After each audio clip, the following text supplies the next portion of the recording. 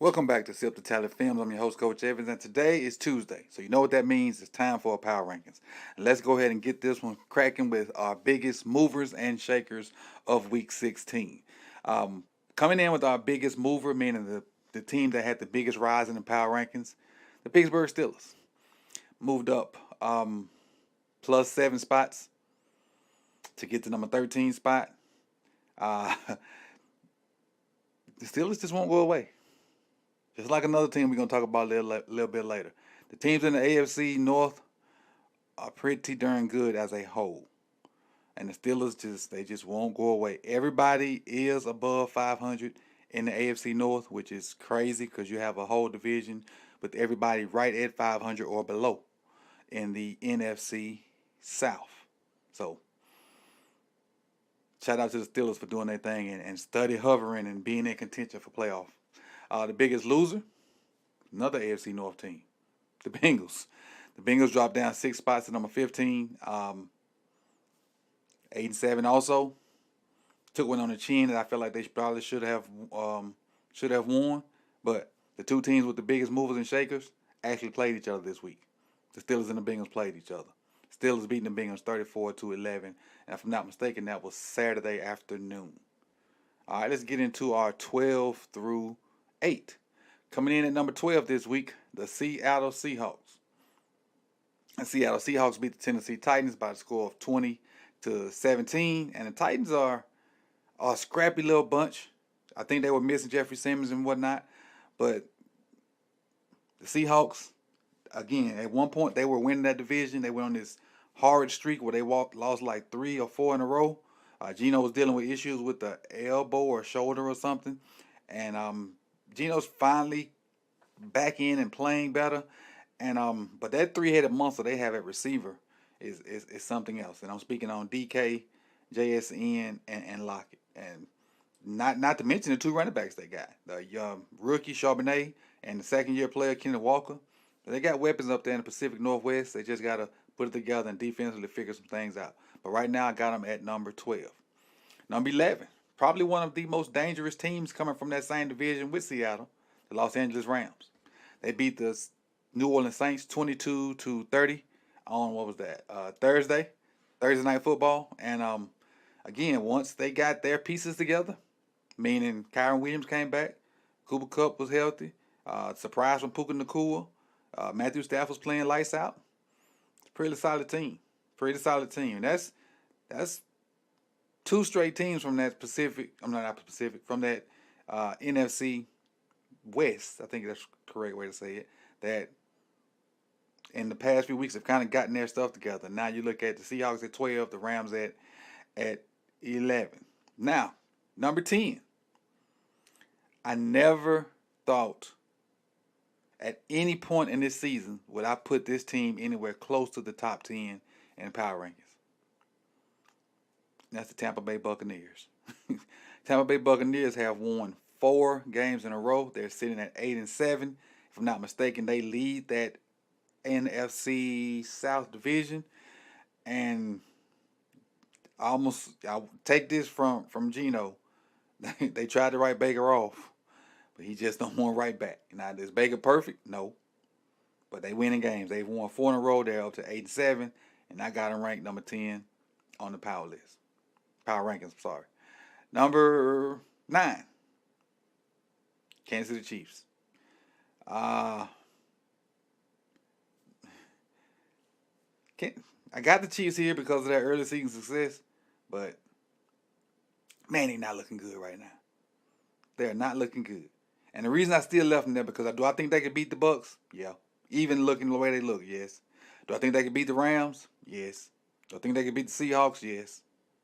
So that's why I still got them up there because even though they haven't looked good lately, those teams right up under them, I still think they could beat. So I got them sitting at number 9 right now. So 12 through 9, the Seahawks at 12, Rams at 11, Bucks at 10, Chiefs at 9. Let's get into our graphics. Coming in at number 8, we have the Buffalo Bills. The Bills are one of the most dangerous teams playing right now. They've kind of gotten their offense on track since firing Dorsey. Defensively, they're shaky defensively because they're missing pieces and whatnot, but they still got a D line that can get after the quarterback. So offensively, they get it going, and the defense creates enough plays for to keep them winning. And right now, they're sitting at 9-6, and I have them at number 8 on the power. At number 7, we have the Dallas Cowboys. Dallas Cowboys are sitting at 10-5. Had some shaky games as of late. Lost to the Dolphins, who are a pretty good team, so that's why I didn't drop them too far. They lost to the Dolphins 22-20. About the Cowboys, defensively, solid, real solid. Get after the quarterback. Offensively, they real shaky. They're real shaky. They've lost 2 in a row. They've lost 2 in a row. Dolphins, they finally beat a team over 500 though. And that's why I didn't drop the Cowboys very far. So I got them at 7. The Cowboys are a solid team. And, there's not a lot, to really harp on them. Dak has not turned the ball over as he has in the past. So that's why you still got them up there with a top tier ranking. And also their defense is legit. They've lost 2 in a row, but maybe they can get it together for this playoff run because they're still sitting at 10-5, even losing 2 in a row. One of the better records in the NFC. Going on to number 6. Another AFC North team. And we've already talked about 2 of them so far. We talked about the Steelers and the Bengals who played each other. Now we're coming in with the Browns at number 6.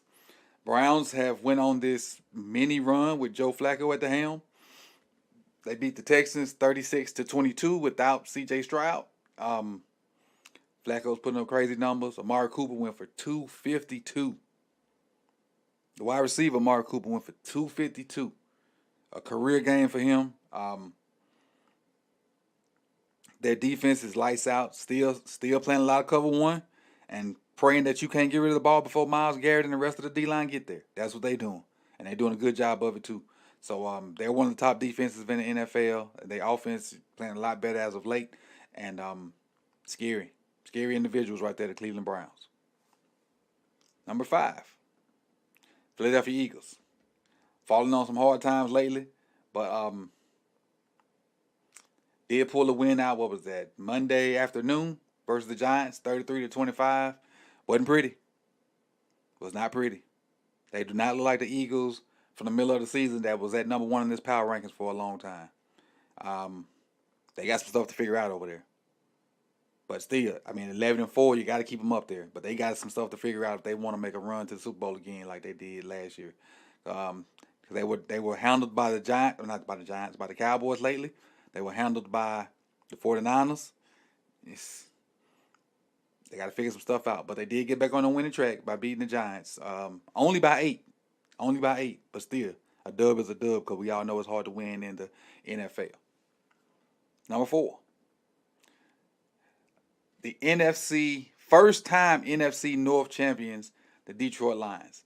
They went to Minnesota and got a victory 30-24. Again, this game did not look pretty either. Vikings tried to, stay in, and then they fought tooth and nail back and forth. But the Lions put out the victory.